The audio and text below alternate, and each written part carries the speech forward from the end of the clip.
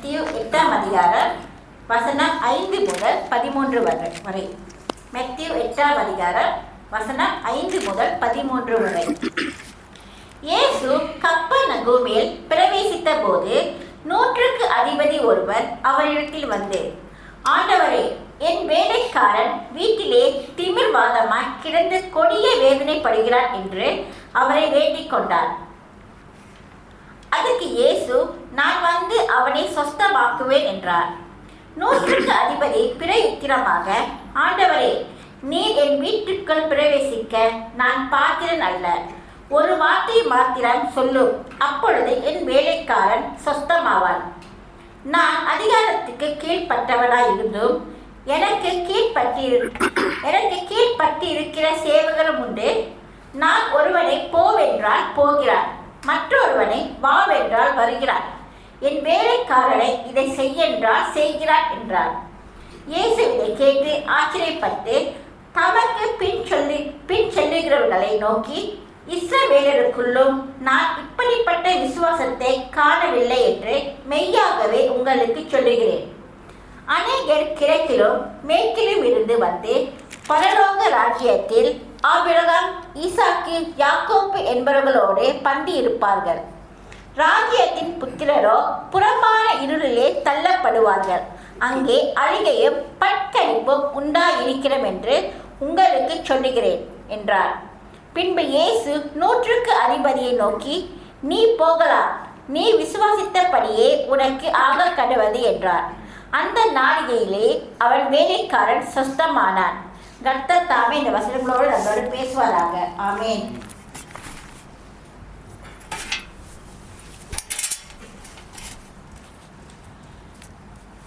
The scripture reading this morning is taken from Matthew chapter 8 verses 5 to 13. Matthew chapter 8 verses 5 to 13. Now when Jesus had entered Capernaum, a centurion came to him, pleading with him, saying, Lord, my servant is lying at home paralyzed, dreadfully tormented. And Jesus said to him, I will come and heal him. The centurion answered and said, Lord, I am not worthy that you should come under my roof, but only speak a word and my servant will be healed. For I also am a man under authority, having soldiers under me. And I say to this one, go, and he goes, and to another, come, and he comes, and to my servant, do you do this, and he does it. When Jesus heard it, he marveled and said to those who followed, Assuredly I say to you, I have not found such great faith, not even in Israel. And I say to you that many will come from east and west and sit down with Abraham, Isaac, and Jacob in the kingdom of heaven. But the sons of the kingdom will be cast out into outer darkness. There will be weeping and gnashing of teeth. Then Jesus said to the centurion, Go your way, and as you have believed, so let it be done for you. And his servant was healed that same hour. May the good Lord bless this word and speak to us today. Amen. சோஸ்திரம் உண்டாவதாக. நாளும் தேவன் இந்த அருமையான சிலாக்கியத்தை கொடுத்து ஜீவனுள்ள தேவனுடைய வார்த்தை உங்கள் மத்தியிலே கொண்டு வரும்படி கிருபையாய் மத்தியில் நிற்க கிருபை செய்திருக்கிறார். அதுக்காக நன்றி. அருமையான வார்த்தைக்காக கூட வார்த்தைக்கு போவதற்கு முன்பாக இந்த வார்த்தை கொடுத்து நம்ம செபிப்போம். இந்த நாள் ஆவியானவர் நம்மளோடு கூட இடைப்படணும், பேசணும்னு சொல்லி அப்பா அம்மை ஸ்தோத்திரிக்கிறான். அன்பும் இரக்கம் கிருபை நிறைந்த தகப்பன் ஐயா, இது இந்த அருமையான நேரத்திலும் கொடுத்த இந்த வார்த்தை கொண்டு எங்களோடு இடைப்படும் பேசும். ஆவியானவரை முழுவதுமாய் சபையாக உடைய கருத்தில் ஒப்புக் கொடுக்கிறோம். இந்த வார்த்தையின் ஆசீர்வாதத்தை முழுமையாக பெற்றவர்களாய் இந்த நாளில் இந்த மத்தியிலிருந்து கடந்து செல்ல எங்களுக்கு கிருபை செய்யும். தாழ்த்துகிறோம், ஒப்புக் கொடுக்கிறோம். துதிகன மகிமை உமக்கு ஒருவருக்கே செலுத்துகிறோம். இயேசுவின் மூலமே வேண்டி நிற்கிறோம் எங்கள் ஜீவனில் வாழும் நல்ல பிதாவே. ஆமென், ஆமென். கர்த்தர் நாமத்துக்கு ஸ்தோத்திரம். வாசித்த இந்த பகுதியை பார்த்தீங்கன்னா, இங்கே ஒரு 100க்கு அதிபதி இயேசுவையே ஆச்சரியப்படுத்துகிறத நம்ம பார்க்குறோம். அவனுடைய விசுவாசத்தினால இயேசுவையே ஆச்சரியப்படுத்தக்கூடிய ஒரு விசுவாசம் இந்த 100க்கு அதிபதி இடத்துல இருக்குது. ஓகே, இந்த செய்திக்குள்ளே போகிறதுக்கு முன்பாக இந்த 100க்கு அதிபதி யார்? இவன் எப்படிப்பட்டவன் அப்படின்ற கொஞ்சம் பார்த்துட்டு அதுக்கப்புறம் இந்த வசனத்துக்குள்ளே நம்ம போவோம். இந்த நூற்றுக்கு அதிபதி நீ பார்த்தீங்கன்னா, நூற்றுக்கு அதிபதி வந்து ஒரு 100 பேருக்கு அவன் அதிபதியாக இருப்பான். அப்படின்னா அவனுக்கு கீழே ஒரு 100 பேர் வேலை பார்ப்பாங்க. ஸோ இந்த நூற்றுக்கு அதிபதியோட போஸ்டிங் பார்த்தீங்கன்னா, இப்படி ஒரு போஸ்ட் கிடச்சிது. நீங்கள் மத்தேயுவிலேருந்து அப்போஸ்தலர் நாட்களில் மட்டும்தான் வாசிக்க முடியும். நீங்கள் பழைய ஏற்பாட்டில் வாசிச்சிங்கன்னா இந்த நூற்றுக்கு அதிபதியின் இந்த மாதிரி ஒரு நூற்றுக்கு அதிபதி குறித்து நீங்கள் வாசிக்க முடியாது. ஏன் வாசிக்க முடியாதுன்னா, இந்த ஒரு போஸ்டிங் பொசிஷன் இந்த பதவி எப்போ கொடுக்கப்பட்டுச்சுன்னா, ரோமருடைய அரசாட்சி நாட்களில் இப்படிப்பட்ட ஒரு போஸ்டிங் அந்த நூற்றுக்கு அதிபதிக்கு, அதாவது 100 பேருக்கு ஒரு அதிபதியாக வச்சு இப்படி கொடுக்கப்பட்டது ரோமர் அதிகாரத்தில் உள்ளவங்க. ஸோ இந்த நூற்றுக்கு அதிபதி புறஜாதி, இவர்கள் புறஜாதிகள், இவர்கள் வேதம் தெரியாது, இப்படிப்பட்டவர்கள் தான் இந்த நூற்றுக்கு அதிபதியாக இருப்பாங்க. ஸோ இது வந்து நம்ம இந்த நூற்றுக்கு அதிபதியை குறித்து நம்ம பார்க்கறதுக்கு முன்பாக, இந்த நூற்றுக்கு அதிபதிகள் ஒரு வேறு புறஜாதியாக இருந்தாலும் இந்த நாளில் ஒரு 4 நூற்றுக்கு அதிபதிகள் நம்ம பார்க்க போகிறோம். மத்தேயுவிலேருந்து அப்போஸ்தலர் அதிகாரம் வரைக்கும் இருக்கிற 4 நூற்றுக்கு அதிபதி நம்ம பார்ப்போம். இவரிடத்துலேருந்து தேவன் நமக்கு கற்றுக் கொடுக்கும் பாடம் ரொம்ப ரொம்ப விசேஷமான ஒரு பாடம். ஸோ அந்த பாடத்தை இந்த நாளில் நம்ம கற்றுக்கொள்ள போகிறோம். அதோடு கூட அந்த விசுவாசம் எப்படிப்பட்டது அப்படின்ற காரியத்தை நம்ம நல்லா கற்றுக்கொள்வோம். இவர்கள் யூதர்கள் இல்லாதனால இவர்கள் இந்த வசனத்துக்கு போகிறதுக்கு முன்பாக நீங்கள் ஒரு காரியம் சொல்லலாம். இந்த மத்தேயுவில் இந்த நூற்றுக்கு அதிபதியை குறித்து சுருக்கமாக மத்தேயு எழுதுகிறார். ஆனால் நீங்கள் லூக்கா அதிகாரத்துக்கு வரும்போது இந்த நூற்றுக்கு அதிபதியை குறித்து கொஞ்சம் விரிவாக, கொஞ்சம் எக்ஸ்ட்ராவாக என்னென்ன காரியம் அவருடைய வாழ்க்கையில் காணப்படுகிறதுன்றத எக்ஸ்ட்ராவாக லூக்கா எழுதுகிறத நம்ம பார்ப்போம். அந்த வசனத்தையும் வாசிச்சுட்டு நம்ம அதனால செய்திக்குள்ளே போவோம். லூக்கா 7ஆம் அதிகாரம், Luke chapter 7 verses 1 to 9. Luke chapter 7 verses 1 to 9. அவர் தம்முடைய வார்த்தைகளை எல்லாம் ஜனங்களுடைய காதுகள் கேட்கும்படி சொல்லி முடித்த பின்பு கப்பர்நகூமுக்கு போனார். அங்கே நூற்றுக்கு அதிபதியாகிய ஒருவனுக்கு பிரியமான வேலைக்காரன் வியாதிப்பட்டு மரண அவஸ்தையாய் இருந்தார். அவன் இயேசுவை குறித்து கேள்விப்பட்டபோது அவர் வந்து தன் வேலைக்காரனை குணமாக்க வேண்டும் என்று அவரை வேண்டிக் கொள்ளும்படி யூதருடைய மூப்பரை அவரிடத்தில் அனுப்பினார். அவர்கள் இயேசுவிடத்தில் வந்து அவரை கருத்தாய் வேண்டிக் கொண்டு, நீர் இந்த தயவு செய்கிறதற்கு அவன் பாத்திரனாய் இருக்கிறார். அவன் தம்முடைய ஜனத்தை நேசிக்கிறார். நமக்கு ஒரு ஜெப ஆலயத்தையும் கட்டினான் என்றார்கள். அப்பொழுது இயேசு அவர்களுடனே கூட போனார். வீட்டுக்கு சமீபமான போது நூற்றுக்கு அதிபதி தன் சிநேகிதரை நோக்கி, நீங்கள் அவரிடத்தில் போய், ஆண்டவரே, நீர் வருத்தப்பட வேண்டாம். நீர் என் வீட்டு வாசலுக்கு பிரவேசிக்க நான் பாத்திரன் அல்ல. நான் உம்மிடத்தில் வரவும் என்னை பாத்திரனாக எண்ணவில்லை. ஒரு வார்த்தை மாத்திரம் சொல்லும், அப்பொழுது என் வேலைக்காரன் சொஸ்தமாவான். நான் அதிகாரத்திற்கு கீழ்ப்பட்டவனாய் இருந்தோம். எனக்கு கீழ்ப்பட்டிருக்கிற சேவகரும் உண்டு. நான் ஒருவனை போவென்றால் போகிறார், மற்றொருவனை வாவென்றால் வருகிறார். என் வேலைக்காரனை இதை செய்யென்றால் செய்கிறார் என்று நான் சொன்னதாக சொல்லுங்கள் என்று அவர்களை அனுப்பினார். இயேசு இவைகளை கேட்டு அவனை குறித்து ஆச்சரியப்பட்டு திரும்பி தமக்கு பின் செல்லுகிற திரளான ஜனங்களை நோக்கி, இஸ்ரவேலருக்குள்ளும் நான் இப்படிப்பட்ட விசுவாசத்தை காணவில்லை என்று உங்களுக்கு சொல்லுகிறேன் என்றார். ஆமென். கர்த்தர் ஸ்தோத்திரம். வாசித்த பகுதி பார்த்தீங்கன்னா நீங்கள் கொஞ்சம் சிமிலராக தான் இருக்கும். ஆனால் இந்த லூக்கா எழுதும்போது கொஞ்சம் விரிவாக எழுதுறாரு. என்ன எழுதுறாருன்னா, அந்த நூற்றுக்கு அதிபதி இயேசுவை குறித்து கேள்விப்பட்டிருக்கிறார். அது மட்டும் இல்லை, இந்த நூற்றுக்கு அதிபதி யூத ஜனத்தை நேசிக்கக்கூடிய ஒரு மகனாய் காணப்படுகிறான். அடுத்து இன்னொரு காரியத்தையும் சொல்கிறாரு, யூதர்களுக்காக ஒரு ஜெப ஆலயத்தையும் கட்டி கொடுத்தவர் இந்த நூற்றுக்கு அதிபதியாக இருக்கிறார். ஸோ இந்த நூற்றுக்கு அதிபதியோட அவங்க தெரியும் 100 பேர் வேலை செய்கிறாங்க.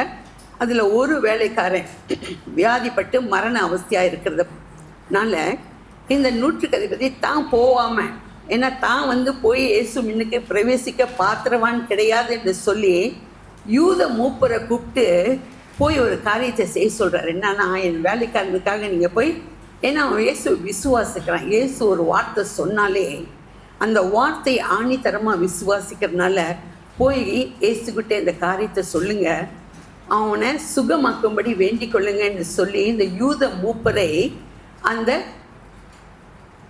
இயேசுவின் இடத்துல அனுப்புகிறான். இந்த நூற்றுக்கு அதிபதி இந்த மூப்பரை அனுப்பும்போது சொல்கிற காரியம் இந்த மகனை சுகமாக்கணுன்றது தான்.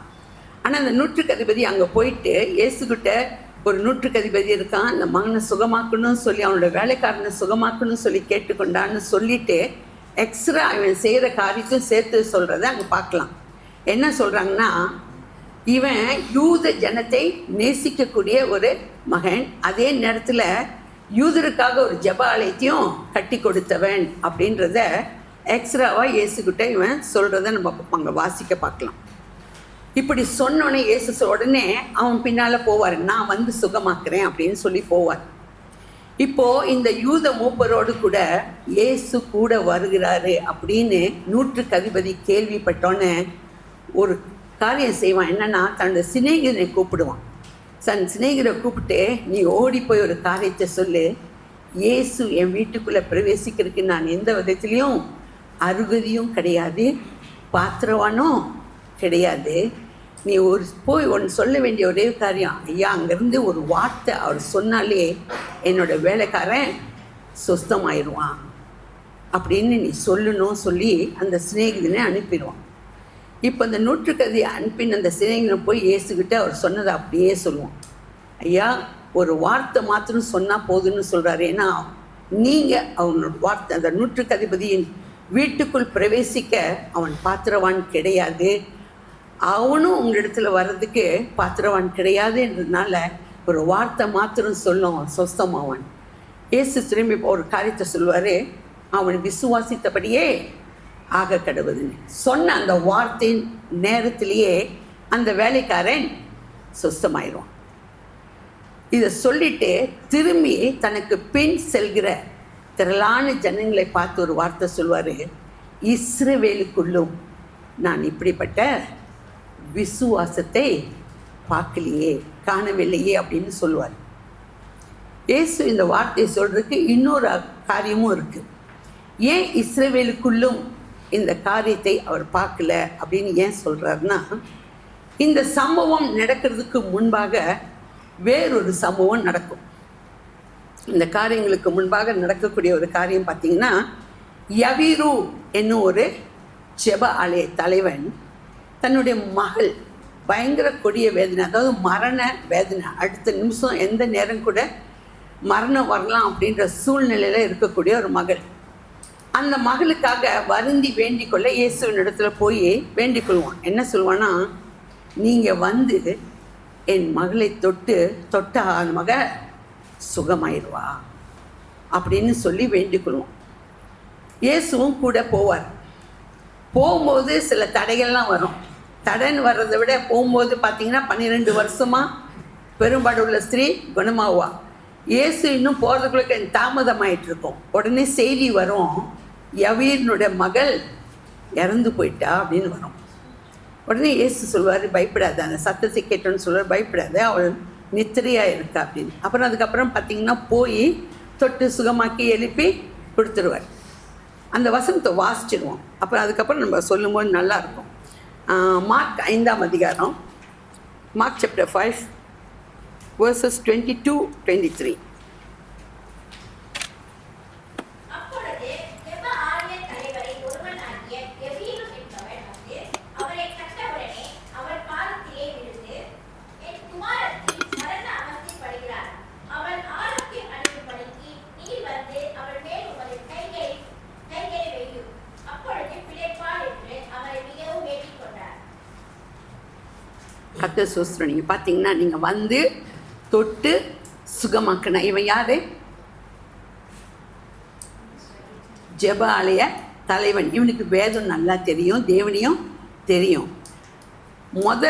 ஒரு வார்த்தை மாத்திரம் சொல்லும், என் வேலைக்காரன் சுஸ்தமாவான் என்ன சொன்னது யாரு? ஒரு நூற்றுக்கு அதிபதி. அவன் புறஜாதி, அவனுக்கு வேதம் தெரியாது, இயேசுவை குறித்து கேள்விப்பட்டவன். ஸோ இயேசு இங்கே ஒரு காரியத்தை ஏன் டிஃப்ரெண்டாக சொல்கிறாருன்னா, ஈவன் இஸ்ரவேல்னா இருந்தும் கூட இந்த விசுவாசத்தை, எந்த விசுவாசத்தை, இந்த 150 இடத்துல காணப்பட்ட இந்த விசுவாசத்தை இவனிடத்துல காணவில்லையே அப்படின்னு ஒரு வார்த்தை அங்கே சொல்கிறார். ஓகேங்களா? ஸோ திரும்பி பார்த்து சொல்லக்கூடிய ஒரு காரியம். ஸோ நம்ம என்ன கற்றுக்கொள்கிறோன்னா, நமக்கு இந்த விசுவாசம் இருக்கணும்னு தேவன் பிரியப்படுகிறார். இவரோட விசுவாசம் எப்படிப்பட்ட விசுவாசம்னு எனக்கு ஒரு காரியத்தை என்ன உணர்த்துறாருன்னா, இந்த 150 விசுவாசம் எப்படிப்பட்டதுன்னா, ஒரு குழந்தையின் இடத்துல உள்ள ஒரு விசுவாசம். இப்போ நிறைய பேர் இங்கே அப்பா அம்மா இருக்கீங்க, நிறைய குழந்தைங்க, உங்களுக்கு சின்ன குழந்தைங்க கையில் இருக்கும்போது நீங்கள் ஒரு காரியம் விளையாடுவீங்க. என்ன தெரியுங்களா? குழந்தைய இமேஜின் நிப்பாட்டிட்டு குதிக்க சொல்லுவீங்க. ஆமாங்களா? எல்லா ஃபாதர்ஸும் அதை செஞ்சுருப்பீங்கன்னு நான் விசுவாசிக்கிறேன். அங்கே குதிக்க சொல்லும்போது அந்த பிள்ளை ஏதாச்சும் யோசிக்குமா? குதிக்க சொன்னால் பட்டுன்னு குதிச்சிடும். ஒரு வேளை உழுவுமா, அடிபடுமா, எதுவுமே யோசிக்காது. எத்தனை பேர் செஞ்சுருக்கீங்க? யாருமே செய்யலையா? கத்து சோசுக்கும். நீங்கள் குதிக்க சொன்னால் எதுவுமே யோசிக்காது, டக்குன்னு அப்படியே குதிக்கும். ஏன் தெரியுங்களா? எங்கள் அப்பா பிடிச்சிக்குவார், நான் எங்கள் அப்பாவோட கருத்தில் விழுந்துடுவேன்றது அந்த பிள்ளைக்கு நல்லா தெரியும். எப்பா என்னை ஒரு நாள் விட மாட்டார்னு. இயேசு நம்மக்கிட்ட எதிர்பார்க்குறது இந்த விசுவாசம். நான் இருக்கிறது யாருடைய கருத்தில்? என் தேவனுடைய கருத்தில். அவர் என் பக்கமாக என்னோடு கூட இருக்கிறதுனால பிரச்சனைகள் வராதுன்னு நான் சொல்ல மாட்டேன். எல்லா பிரச்சனையும் வந்தாலும் அந்த மத்தியில் உங்களை தாங்கி நடக்கிறதுக்கு அவர் போதுமானவராக இருப்பார். முதல் 150 படித்தா நம்ம கற்றுக்கொள்ளக்கூடிய காரியம். 2வது 150 வந்துடும், கொஞ்சம் டிஃப்ரெண்டாக இருக்கும். இந்த 2வது 150க்கும் இவனும் புறஜாதி, இவனுக்கும் தேவனை தெரியாது, வேதம் தெரியாது. ஸோ ஆனால் இவனிடத்துல கொடுக்கப்பட்ட ஒரு டியூட்டி, என்ன டியூட்டி கொடுக்கப்பட்டிருந்துச்சுன்னா, இயேசுவை சிலுவையில் அறிந்ததுக்கப்புறம் அவர் மரிச்சிற வரைக்கும் கூட இருக்கணும். மரிச்சதுக்கப்புறம் அந்த ரிப்போர்ட் கொண்டு போய் ரோமர்கிட்ட கொடுக்கணும். இதுதான் இந்த 150 கொடுக்கப்பட்ட ஒரு டியூட்டி. இந்த 150 கீழேயும் 100 பேர் வேலை பார்க்குறாங்க. ஸோ இந்த 150 இந்த டியூட்டியை செய்யும்படி அங்கே சிலுவைக்கு முன்பாக நிற்கிறான். இந்த சிலுவைக்கு முன்பாக நிற்கும் போது அவனை சுற்றி சில காரியங்கள் நடக்குது. என்ன காரியங்கள் நடக்குதுன்னா, சில சம்பவங்களை அவன் பார்க்குறான். சில காரியங்களை அவன் பார்த்துட்டு, இவன் புறஜாதி, நான் மறுபடியும் சொல்கிறேன், புறஜாதி, வேதம் தெரியாதவன். ஆனால் சுற்றி நடக்கிற சம்பவங்கள் இவனுக்கு அவன் கொடுக்குற ஒரு ஸ்டேட்மெண்ட் ரொம்ப அதிசயமான ஒரு ஸ்டேட்மெண்ட். ஸோ அந்த சம்பவங்கள் என்ன நடந்துச்சு அப்படின்ற முதல்ல பார்த்துருவோம். மார்க் 15ஆம் அதிகாரத்தை திருப்பிக்குவோம். மார்க் சாப்டர் 15 verses 29 and 30 வாசிப்போம். 2 வசனமாக வாசிச்சுட்டு போவோம்.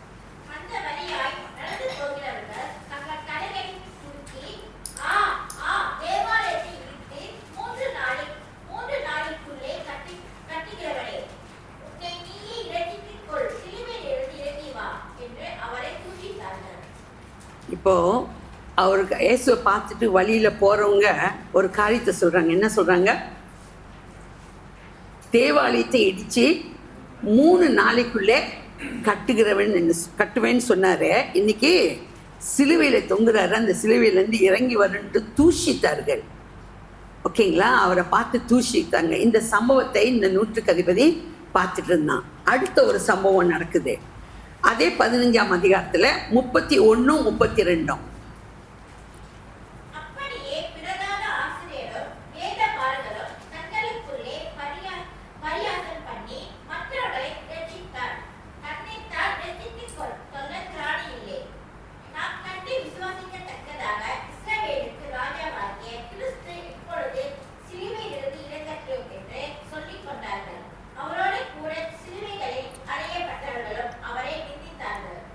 இப்போ நீங்கள் பார்த்தீங்கன்னா, பிரதான ஆசாரியர்கள் கூட வேத பார்கரும் கூட சேர்ந்து தூஷிக்கிறாங்க.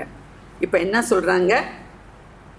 இஸ்ரவேலின் ராஜான்னு சொல்கிறாங்க. ஏன்னா இவங்க ஒரு காரியத்துக்காக காத்திருந்தாங்க.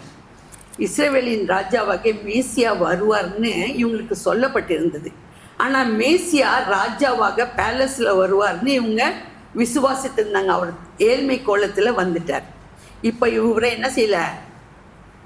தேவனாக மேசியாவாக இவங்க ஏற்றுக்கொள்ளவே கிடையாது. இப்போ சொல்கிறாங்க, நிந்திக்கிறாங்க, நீங்கள் ராஜா தானே, சிலுவையிலேருந்து இறங்கி வாங்கன்னு சொல்கிறாங்க. ஓகேங்களா? எல்லாரையும் ரட்சிக்க முடிஞ்சிச்சு, மற்றவங்கள ரட்சித்த நீ உன்னையே ரட்சித்து கொள்ள திராணி இல்லையா அப்படின்னு சொல்லி அவங்கள நிந்திக்கிற ஒரு காரியத்தை பிரதான ஆசாரியரும் வேத பாரகரும் செய்கிற ஒரு காரியத்தையும் இந்த ரோம நூற்றுக்கு அதிபதி பார்த்து நிற்கலாம். ஓகே, அடுத்து நடக்கிற ஒரு சம்பவம் பக்கத்திலேயே அதே மார்க் 15ஆம் அதிகாரத்தில் 33, 34. 6 மணி நேரம் முதல் 9 மணி நேரம் வரைக்கும் பூமி எங்கும் அந்தகாரம் உண்டாயிற்று. 9 மணி நேரத்திலே இயேசு எலோஹி எலோஹி லாமா சபக்தானி என்று மிகுந்த சத்தமிட்டு கூப்பிட்டார். அதற்கு என் தேவனே ஏன் என்னை கைவிட்டீர் என்று அர்த்தமா. கர்த்தர் ஸ்தோத்திரம். நீங்கள் பார்த்தீங்கன்னா 6 மணி நேரம் முதல் 9 மணி நேரம் வரைக்கும் பூமி எங்கும் அந்தகாரம், இருட்டு உண்டாயிடுச்சு. இதையும் இந்த நூற்றுக்கு அதிபதி கவனிச்சுட்டு இருக்கான். இதெல்லாம் சுற்றி நடக்கிற சம்பவங்கள். 6 மணி நேரம் முதல் 9 மணி நேரம் பூமி எங்கும் அந்தகாரம் பட்டுச்சு. அதுக்கப்புறம் இயேசு எலோயி எலோயி லாமா சபக்தானின்னு கூப்பிடுற சத்தத்தையும் இந்த நூற்றுக்கு அதிபதி கேட்டான். அதுக்கப்புறம் கடைசியாக ஒரு சத்தத்தை ஒரு காரியத்தை கேட்குறான். என்ன காரியம்னா, அதே 15ஆம் அதிகாரத்தில் 37லேருந்து 39 வாசிப்போம். இயேசு மகா சத்தமாய் கூப்பிட்டு ஜீவனை விட்டார். அப்பொழுது தேவாலயத்தின் கிளர்ச்சியிலே மேல் தொடங்கி கீழ் வரைக்கும் இரண்டாக கிழித்தது. அவருக்கு எதிரே நின்ற நூற்றுக்கு அதிபதி அவர் இப்படி கூப்பிட்டு ஜீவனை விட்டதை கண்டபோது மெய்யாகவே இந்த மனுஷன் தேவனுடைய குமாரன் என்றார். அத்து நாம் ஸ்தோத்திரம். இப்போ எல்லா சம்பவத்தையும் பார்த்துட்டு இருக்கிற இந்த மனுஷன் இப்போ கடைசியாக இயேசு மகா சத்தமாய் கூப்பிட்டு ஜீவனை விட்டதையும், அதுக்கப்புறம் தேவாலயத்தின் திரைச்சீலை மேல் தொடங்கி கீழே வரைக்கும் ரெண்டாக கிழியறதையும் பார்த்தபோது ஒரு ஸ்டேட்மெண்ட் கொடுக்குறான். இப்போ எல்லாத்தையும் கவனிச்சிட்டு இருக்கான். ஒவ்வொரு காரியத்தையும் கவனிச்சுட்டு அவனுக்கு ஒரு உணர்வு உள்ள இருதயத்தை அவனுக்கு உண்டாக்குறாரு. அதுக்கப்புறம் அவன் புரிந்து கொள்கிறான். என்ன புரிந்து கொண்டு எல்லாத்தையும் அந்த சம்பவங்களையும் பார்த்துட்டு ஒரு கன்க்ளூஷன் வரான். என்ன கன்க்ளூஷன் தெரியுங்களா? இவர் மெய்யாகவே தேவனுடைய குமாரன் அப்படின்னு சொல்லி. இவன் யாருங்க? இப்படி சொன்னவன் யாரு? நூற்றுக்கு அதிபதி. இவன் புறஜாதி. ஸோ சுற்றி நடக்கிற சம்பவங்கள் இங்கே முதல் காரியம் நீங்கள் பார்த்தீங்க 29, 30 சொன்னாங்க 3 நாளைக்குள்ள தேவாலயத்தை இடித்து மறுபடியும் கட்டுவேன். ஏசு சொன்னது அந்த கல் கட்டடத்தை கிடையாது, நம் இறுதியமான கட்டடத்தை. 3 நாள் அல்ல, 6 மணி நேரத்தில் அந்த மனுஷனுடைய இருதயத்தை இடித்து 6 மணி நேரத்தில் இவர் மெய்யான தேவன் என்பதை சொல்ல வச்சாரா இல்லையா? இதுதான் அங்குள்ள ஒரு காரியம். ஓகேங்களா? 6 மணி நேரம் தான் நின்று அவன் டியூட்டி பார்க்கறதுக்கு தான் வந்தான். ஆனால் அந்த 6 மணி நேரத்தில் அவன் சொல்கிற ஒரு ஸ்டேட்மெண்ட், இவர் மெய்யாகவே தேவனுடைய குமாரன் என்று சொல்லக்கூடிய ஒரு ஸ்டேட்மெண்ட். ஓகேங்களா? ஸோ நம்முடைய வாழ்க்கையில் அவன் கர்த்தரை அறியாதவன். ஓகேங்களா? கர்த்தரை அறிந்த நம்முடைய வாழ்க்கையில் சுற்றி நடக்கிற சம்பவங்கள் அது என்னவா கூட இருக்கலாம். ஆனால் அத்தனை சம்பவத்திலையும் ஒரு காரியம் நமக்கு தெரியணும், நம் தேவன் மெய்யான தேவன், எல்லாவற்றையும் மேற்கொண்டு நடத்துவார். நம்மளை ஒருவேளை நம்முடைய வாழ்க்கையில் தேற்றும்படி, ஆறுதல் செய்யும்படி, நம்மளை குணமாக்கும்படி, நம்மளை பல காரியத்துக்காக நம்முடைய சுற்றி நடக்கிற சம்பவங்கள் நடக்கலாம். நம்மளை செதுக்கும்படி, நம்மளை கண்டிக்கும்படி நிறைய காரியங்கள் இருக்கலாம். ஆனால் அத்தனை காரியத்திலையும் தேவன் நன்மைக்கு ஏதுவாகவே நமக்கு எல்லாம் செய்வார். ஏன்னா நீங்கள் வசனம் வாசிக்க வேண்டாம். நீங்கள் ரோமன் 8:28 வாசிச்சிங்கன்னா, அவரை விசுவாசிக்கிறவர்களுக்கு, நம்ம விசுவாசிக்கிறோமா இல்லையா? விசுவாசிக்கிறோம். அவரை விசுவாசிக்கிற பிள்ளைகளுக்கு எல்லாமே நன்மைக்கு ஏதுவாகவே நடக்கும். ஏன் எனக்கு இப்படி அப்படின்னு தயவு செய்து கேட்காதீங்க. அதுக்கப்புறம் பார்த்தீங்கன்னா ஏதோ ஒரு காரியம் இருக்குது. ஒரு சில காரியம் வரும்போது நம்ம மனசு உடைக்கும், சில சமயத்தில் வேதனைப்படுத்தும். எல்லாம் இருந்தாலும் அதுக்கப்புறம் நீங்கள் கடந்து போனீங்கன்னா அதோட ஜெயம் பார்த்தீங்கன்னா கொஞ்சம் வேறு மாதிரி டிஃப்ரெண்டாக இருக்கும். ஸோ சுற்றி நடக்கிற காரியங்கள் அவர் மெய்யான தேவன் என்பதை ஒவ்வொரு நேரமும் நமக்கு தேவன் நினைப்பூட்டி கொண்டே இருக்கிற தேவனாக இருக்கிறார். ஸோ இந்த 2 நூற்றுக்கு அதிபதிக்கும் பேர் கொடுக்கப்படலை. ஆனால் இப்போ நம்ம பார்க்க போகிற 3வது நூற்றுக்கு அதிபதிக்கு பேர் கொடுக்கப்பட்டிருக்கு. ஸோ அந்த நூற்றுக்கு அதிபதியை நம்ம வாசிப்போம். யார் அந்த நூற்றுக்கு அதிபதி? அப்போஸ்தலர் 10ஆம் அதிகாரத்தை எடுத்துருவோம். அப்போஸ்தலர் 10ஆம் அதிகாரத்தில் Acts chapter 10 verses 1 and 2 வாசிப்போம். இந்த நூற்றுக்கு அதிபதியிலிருந்து என்ன நம்ம கற்றுக்கொள்கிறோம்? இத்தாலியா பட்டாளம் என்னப்பட்ட பட்டாளத்திலே நூற்றுக்கு அதிபதியாக கொர்நேலியு என்னும் பேர் கொண்ட ஒரு மனுஷன் செசரியா பட்டணத்திலே இருந்தார். அவர் தேவ பக்தி உள்ளவரும் தன் வீட்டாரானவரோடும் தேவனுக்கு பயந்தவனுமாய் இருந்து ஜனங்களுக்கு விசுத்த தர்மங்களை செய்து எப்பொழுதும் தேவனை நோக்கி ஜெபம் பண்ணிக் கொண்டிருந்தார். கர்த்தர் ஸ்தோத்திரம். இங்கே பார்த்தீங்கன்னா இந்த நூற்றுக்கு அதிபதி இத்தாலியா பட்டாளத்தில் நூற்றுக்கு அதிபதியாக வேலை பார்க்குறான். என்னோட பேர் கொர்நேலியு. ஓகேயா, என்னோட பேர் கொர்நேலியு. ஆனால் இவன் இடத்துல பார்த்தீங்களா ஒரு 4 காரியம், விசேஷமான ஒரு காரியத்தை பார்க்குறோம். அந்த வசனம் 2வது வசனத்தை ஒன்றா வாசிங்க. அது வந்து இவன் வாசிங்கம்மா அந்த வசனத்தை. ஃபர்ஸ்ட் அவன் தேவ பக்தி உள்ளவன். 2வது தன் வீட்டார் அனைவரோடும் தேவனுக்கு பயந்தவனுமாய் இருந்து பயந்திருந்தார்கள். ஓகே. 3வது ஜனங்களுக்கு மிகுந்த தர்மங்களை செய்து அநேக தான தர்மங்களை செய்யக்கூடியவன். 4வது எப்பொழுதும் தேவனை நோக்கி ஜெபம் பண்ணிக் கொண்டிருந்தார். கர்த்தர் நாமத்துக்கு ஸ்தோத்திரம். இவனிடத்துல விசேஷமாய் காணப்பட்ட 4 குணங்கள். இவன் தேவ பக்தி உள்ளவன். தனிப்பட்ட முறையில் இவன் தேவ பக்தி உள்ளவனாய் காணப்பட்டான். தன் வீட்டார் அனைவரோடும் கூட தேவனுக்கு பயந்தவனாய் இருந்தான். நம்ம தேவ பக்தியாக தனிப்பட்ட வாழ்க்கையில் இருக்கிறது சாத்தியமான ஒரு காரியம். ஆனால் தன் வீட்டார் அனைவரோடும் பயபக்தியாக இருக்கணும்னா அது ஒரு கிறிஸ்டியன் மார்க்காகும். ஓகேங்களா? எத்தனை பேர் வீட்டார் அனைவரோடும் தேவனுக்கு பயந்து வாழ முடியும்? அப்படிப்பட்ட ஒரு கூட்டமாக மாற்றுறதுன்றது ரொம்ப ரொம்ப ரொம்ப கஷ்டமான ஒரு காரியம். ஏன்னா தனிப்பட்ட முறையில் நம்ம தெய்வ பக்தியாக வாழ்கிறது நமக்கு அது சாத்தியமான ஒரு காரியம். ஆனால் இவனோட வாழ்க்கை நீங்கள் பார்த்தீங்கன்னா தன் வீட்டார் அனைவரோடும்.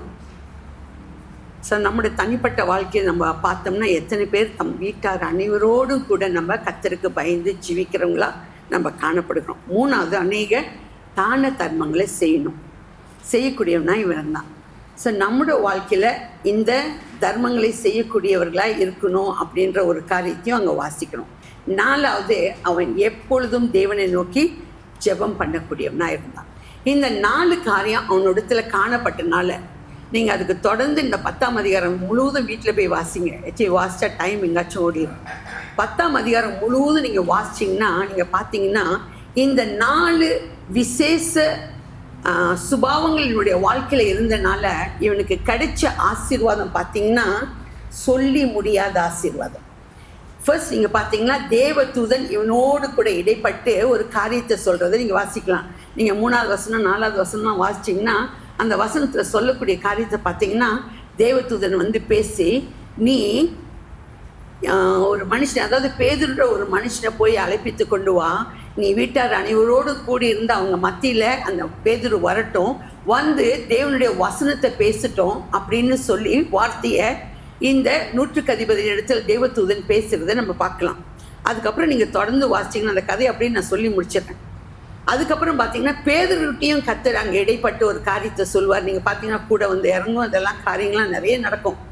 அதுக்கப்புறம் அங்கேயே என்ன சொல்வார்னா, இப்போ கொர்நேலி வீட்டிலேருந்து ஒரு மனுஷன் புறப்பட்டு வருவான். அந்த மனுஷன் சொல்கிறக்க அவன் கூப்பிடும் போது நீ கூட போகணும், அங்கே போய் தேவனுடைய வார்த்தை இயேசுவை குறித்து நீ பேசணும் அப்படின்னு சொல்லி அங்கேயும் பேசிடுவார். இப்போது கொர்நேலியோ அதுக்கு கீழ்ப்படிஞ்சே இப்போ என்ன செய்வான், தன் வீட்டார் அனைவரோடு எல்லாத்தையும் கூட்டி சேர்த்து பேதுருட்ட ஆள் அனுப்பி அந்த மத்தியில் கூட்டி வர சொல்லுவான். இப்போ பேதுரு வந்து அங்கே நிற்கிறார். அந்த வசனத்தை நம்ம வாசிக்கணும். அந்த வசனத்தை வாசித்தா தான் நமக்கு என்ன காரியம் அப்படின்னு நமக்கு புரியும். அதே 10ஆம் அதிகாரத்தில் 44லேருந்து 48 வரைக்கும் வாசிப்போம். இந்த வார்த்தைகளை பேதுரு பேசிக் கொண்டிருக்கையில் வசனத்தை கேட்டவர் கர்த்தர் சோஸ்திரம். ஒன்று அவசியமா? ஓகே. இந்த வசனத்தை யார் பேசிக்கிட்டு இருக்கா? பேதுரு பேசிட்டு இருக்கார். ஏன் பயப்படுறீங்க? ஸோ பேதுரு இந்த மத்தியில் தேவனுடைய வசனத்தை இயேசு கொடுத்து, இந்த கொர்நேலியு யாரு? புறஜாதி. சரிங்களா? இந்த கொர்நேலியு புறஜாதி. ஓகேங்களா? இவனுக்கு வேதம் தெரியாது.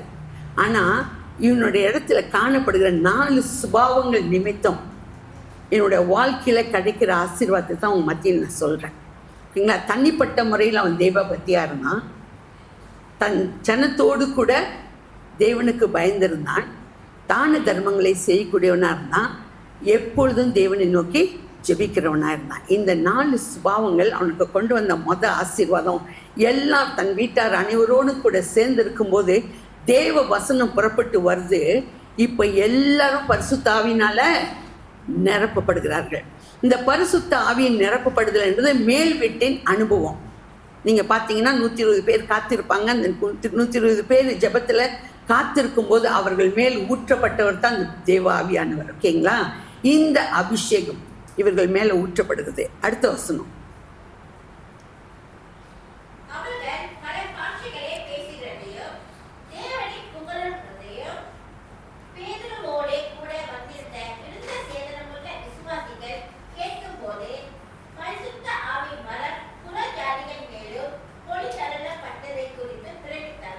பிரமித்தார்களாம்.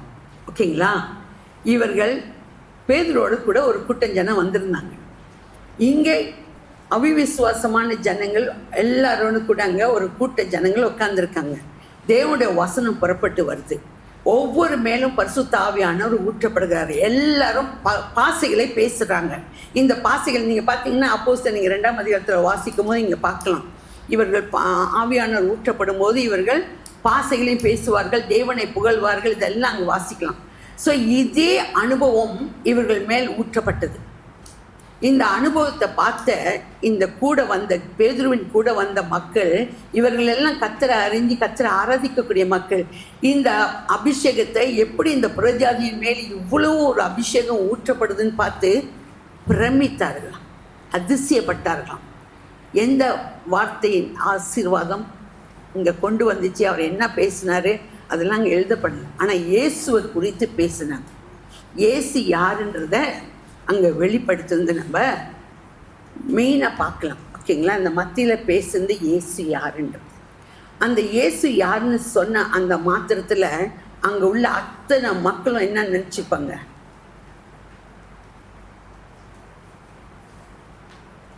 இவர் எப்படிப்பட்டவரோ அவங்களுக்கு தெரியாது. ஆமாவா இல்லையா? இவர்கள் எல்லாம் புறஜாதிகள், இவர்களுக்கு தெரியாது.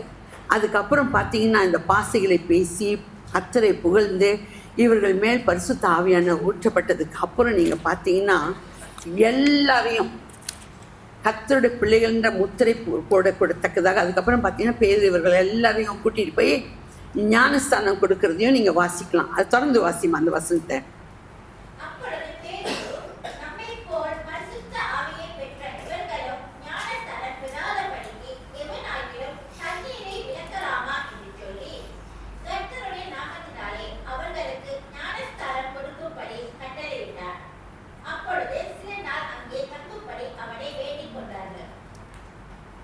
கர்த்தர் நாமத்துக்கு ஸ்தோத்திரம்.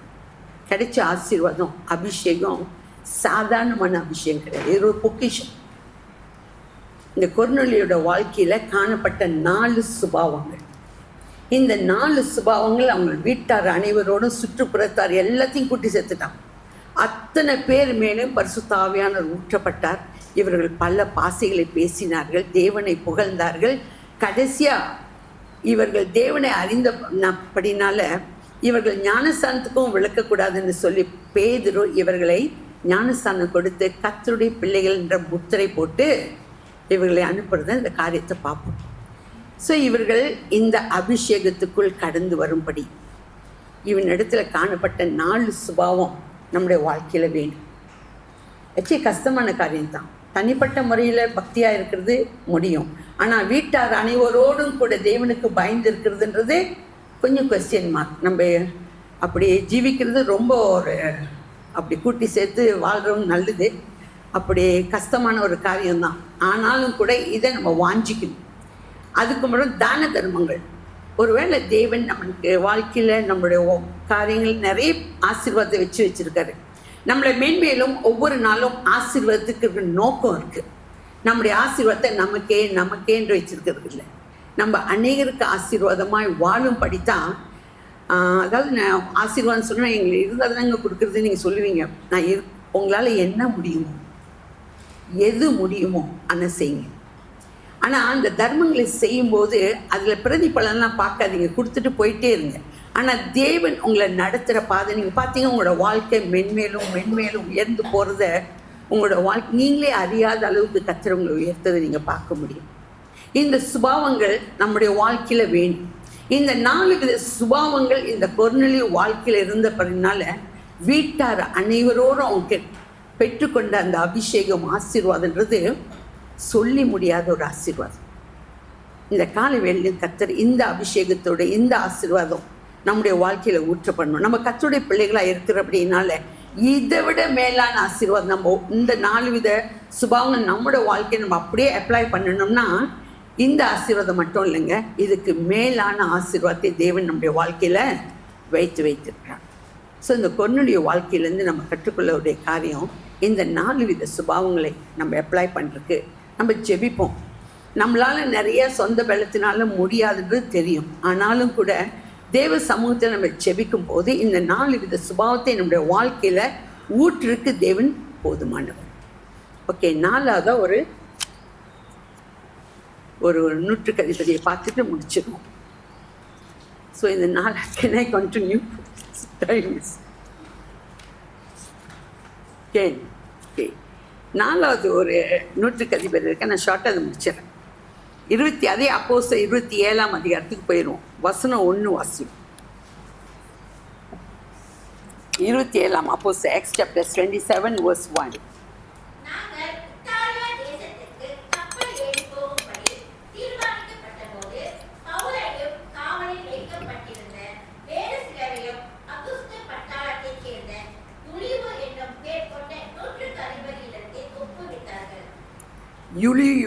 யூலியு முதல்வன் கொர்நேலியு, ஓகேங்களா? இவன் யூலியு, ரொம்ப சின்னங்க, கொஞ்சம் பேர் ஞாபகம் வச்சுக்கலாம். முதல்ல இத்தாலியா பட்டணத்தின் நூற்றுக்கு அதிபதி. இவன் அகஸ்து பட்டாளத்தின் நூற்றுக்கு அதிபதி. இவன் பேர் யூலியு, அவன் கொர்நேலியு, ஓகேங்களா? இந்த ரெண்டுக்கும் இங்கே நீங்கள் பார்த்தீங்கன்னா 2 நூற்றுக்கு அதிபதிக்கும் யூலியு கொர்நேலியு வந்து ஞாபகத்தில் வச்சுக்கோங்க. ஸோ இப்படிப்பட்ட இந்த நூற்றுக்கு அதிபதியில் கொடுக்கப்பட்ட ஒரு டியூட்டி என்னன்னு கேட்டிங்கன்னா, ஜெயிலில் போடப்பட்டவங்க, இந்த ஜெயிலில் போட்ட சில பேரை அவங்க இந்த நூற்றுக்கு அதிபதியோட கஷ்டம், இவனுக்கும் கீழே 100 பேர் வேலை பார்க்குறாங்க. ஸோ இவனுக்கு கொடுக்கப்பட்ட ஒரு டியூட்டி, இவனுக்கு ஜெயிலில் இருந்து ஒரு கூட்ட ஜனத்தை இவன் கஸ்டடியில் கொடுத்துருந்தாங்க. இவனை எடுத்துகிட்டு அதாவது அடுத்த துறைமுகத்துக்கு கொண்டு போகணும். அதாவது கப்பல் பிரயாணத்தில் இவங்க கடந்து சொல்லணும். இந்த ஜெயிலேருந்து கொடுக்கப்பட்ட கைதியில் பவுலும் ஒரு ஆளாக இருப்பார். பவுல் எதுக்காக ஜெயிலுக்கு போனார்னு கேட்டிங்கன்னா, அவரோட ஊழிய பாதையில் பல நாட்கள் இவர் ஜெயிலுக்கு போவார், ஓகேங்களா? இயேசுவை குறித்து ஒரு காலத்தில் இந்த சவுலோட கதை உங்களுக்கு சொல்ல வேணாம்னு நினைக்கிறேன். ஏன்னா சவுலை குறித்து உங்களுக்கு தெரியும். சவுல் எப்படி இருந்தார், அதுக்கப்புறம் எப்படியா பவுல் வந்தார், அதுக்கப்புறம் இந்த உலகத்தின் காரியங்கள் எல்லாவற்றையும் குப்பையும் தூசியுமா ஆக்கிட்டு தேவனுடைய ஊழியத்தை செய்யணும்னு நடந்து வந்தவர் இந்த பவுலை போல யாருமே ஊழியம் செய்ததே கிடையாது. அந்த அளவுக்கு பவுல் ஊழியம் செய்தார். இந்த பவுலும் அந்த கஸ்டடிக்குள்ளே கொண்டு வரப்பட்டான். ஸோ இப்போது எல்லாத்தையும் கூட்டிகிட்டு இவங்க அடுத்த துறைமுகத்துக்கு போகணும், அந்த கப்பல் ஏறி போகணும். ஆனால் போகிறதுக்கு முன்பாக இவங்க என்ன விசாரிப்பாங்கன்னா, இந்த கடல் பிரயாணம் நமக்கு சரியாக வருமா வராதா முதல்ல விசாரிச்சுவாங்க.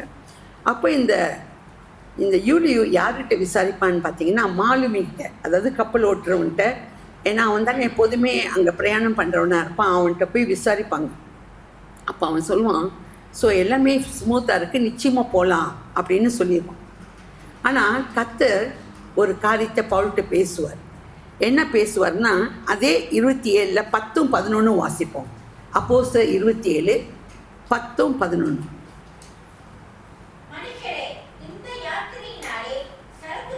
கப்பலுக்கும் மாத்திரமல்ல, நம்முடைய ஜீவனுக்கும் வருத்தமும் மிகுந்த சேதமும்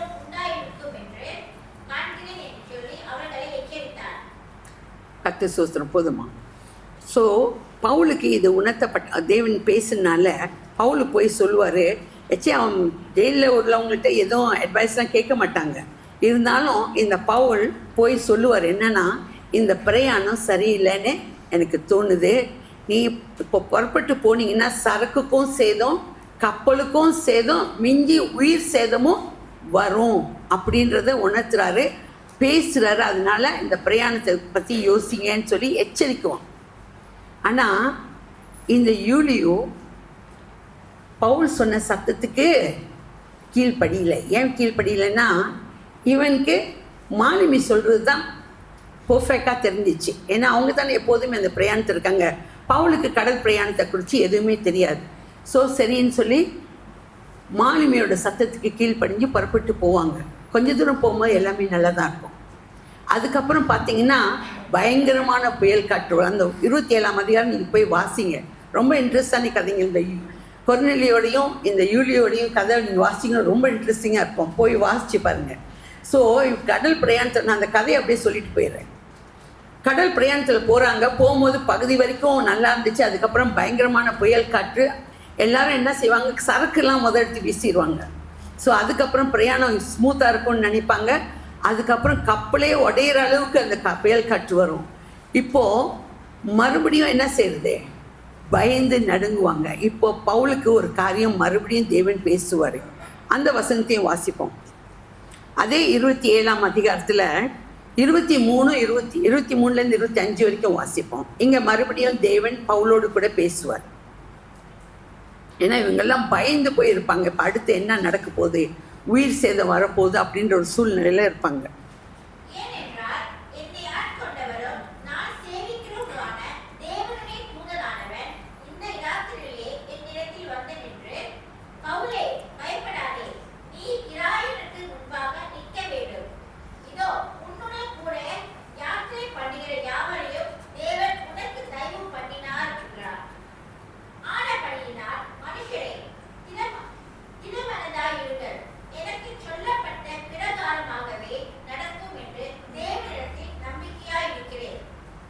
சோஸ்திரம். நீங்கள் பார்த்தீங்கன்னா இப்போ ஒரு வார்த்தை புறப்பட்டு வருது. இது வரைக்கும் அந்த யூலியுக்கு எந்த விசுவாசமும் கிடையாது. இப்போ தரம் இந்த மாதிரி பிரச்சனைன்னு அவன் ஏற்கனவே எச்சரித்தான். ஆமாவா இல்லையா? பிரயாணத்தில் சரக்கு சேதம் வரும், கப்பல் சேதம் வரும், உயிர் சேதமும் வரும் அப்படின்னா. ஆனால் சத்தத்துக்கு செவி கொடுக்காம போனான்.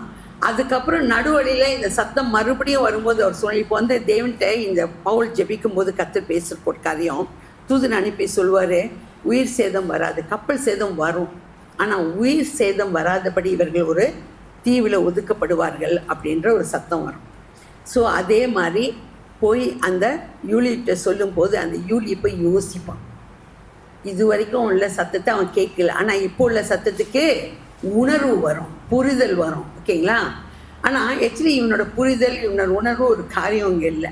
ஆனால் தேவனுடைய சத்தத்துக்கு இவன் கீழ்படியில. ஆனால் ரெண்டாவதுக்கு கீழ்படிஞ்சபடினால உயிரோட எல்லாரும் காப்பாற்றப்படுவார்கள்.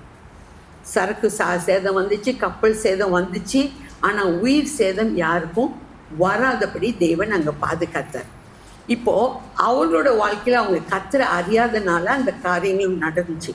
இன்றைக்கி தேவனை அறிந்த நமக்கு தேவனுடைய சத்தம் புறப்பட்டு வரும்போது பல சத்தம் நம்ம கேட்போம். ஆனால் தேவ சத்தம் நமக்கு புறப்பட்டு டைரெக்டாக வந்துச்சுன்னா, தேவன் பல வகையில் பல ஊழியக்காரர் கூட நம்மளோட கூட நிறைய காரியங்கள் வேதத்து மூலிமா ஒவ்வொரு நாளும் தேவன் எப்படியோ பேசிகிட்டு இருக்கார்.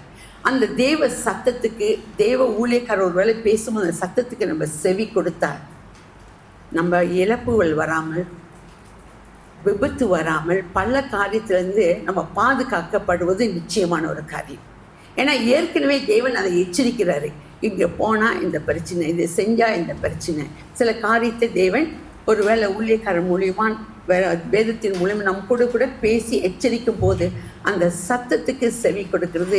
அவன் ஏன் செவி கொடுக்கலன்னா அவன் புறஜாதி, அவனுக்கு தேவனை குறித்து அறியாது, அதனால் அவன் செவி கொடுக்கல.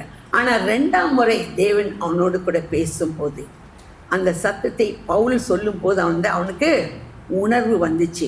அவன் அந்த சத்தத்தை கேட்டான். அதுக்கப்புறம் நீங்கள் பார்த்தீங்கன்னா அவனுக்கு விசுவாசமும் வந்ததை நீங்கள் தொடர்ந்து வாசிக்கலாம். கர்த்தர் நமக்கு சோஸ்திரம். என்ன ஒன்று காரியம்னா, இந்த 4 நூற்றுக்கு அதிபதியோட வாழ்க்கையிலேருந்து நம்ம கற்றுக்கொள்ள பாடம் ரொம்ப அதிசயமான ரொம்ப ரொம்ப விசேஷமான பாடங்கள். முதல் நூற்றுக்கு அதிபதியத்தில் என்ன கற்றுக்கொண்டோம்? நான் இது ரொம்ப ஷார்ட்கட், நடுவில் எல்லாம் ஸ்டோரி நிறைய இருக்கு, ஆனால் ஷார்ட்டாக உங்களுக்கு மத்தியில் முடிச்சிடுறேன். என்ன கற்றுக்கொண்டோம் முதல் நூற்றுக்கு அதிபதியத்தில்? கதை கேட்டீங்க தானே?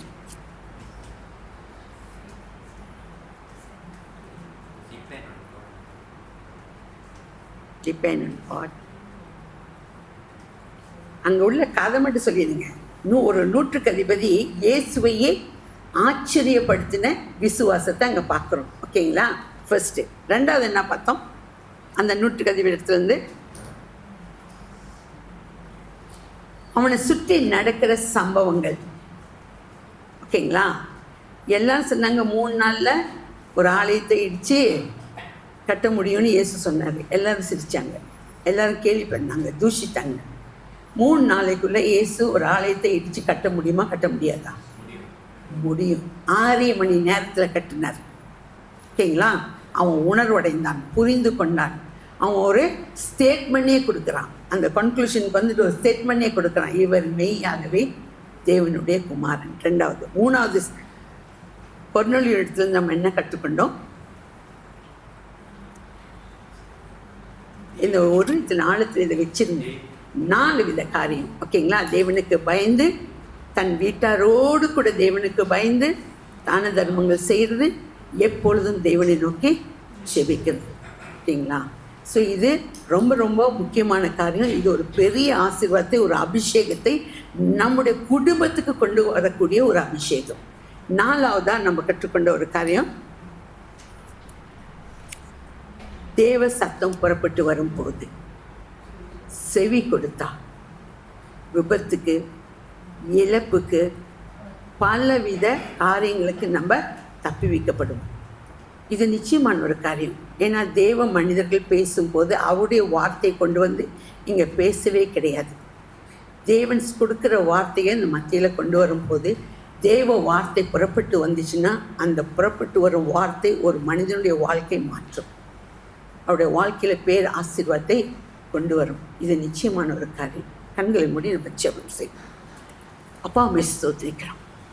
எல்லா மகிமைக்கும் கனத்துக்கும் உரிய தகப்பனே, இதோ இந்த நாளிலும் கூட தகப்பனே, இந்த நூற்றுக்கு அதிபதிகளிடத்திலிருந்து நாங்கள் கற்றுக்கொள்ள இந்த பாடம் இருதயத்தின் ஆழத்திலே தங்கும்படி எங்களுக்கு கிருபை செய்யும் ராஜா. எங்களுடைய விசுவாசத்தில் இதில் பிடித்து கொண்டவர்களாய் உம்முடைய நாமத்தை மகிமைப்படுத்தக்கூடிய ஒரு அபிஷேகம் எங்கள் மேல் விழட்டும். அந்த நூற்றுக்கு அதிபதி ஆச்சரியப்படத்தக்கதாக, இயேசுவை ஆச்சரியப்படத்தக்கதாக நடத்தின பாதைகள் நம்முடைய வாழ்க்கையிலும் கூட கர்த்தாவே நடக்கத்தக்கதாக அப்பா எங்களுடைய விசுவாசத்தை இன்னுமாய் வர்த்திக்க செய்யும், வழி நடத்தும் ராஜா. முற்றிலுமாய் எங்களை தாழ்த்தி உடைய வல்ல கரத்திலே கொடுக்கிறோம். மீதியான நேரத்தையும் உடைய கரத்திலே கொடுக்கிறோம். ஆளுகை செய்யும். ஆவியானவர் எங்களோடு கூட தொடர்ந்து பேசும். இயேசுவின் மூலமே வேண்டி நிற்கிறோம் எங்கள் ஜீவனில் வாழும் நல்ல பிதாவே. ஆமென், ஆமென்.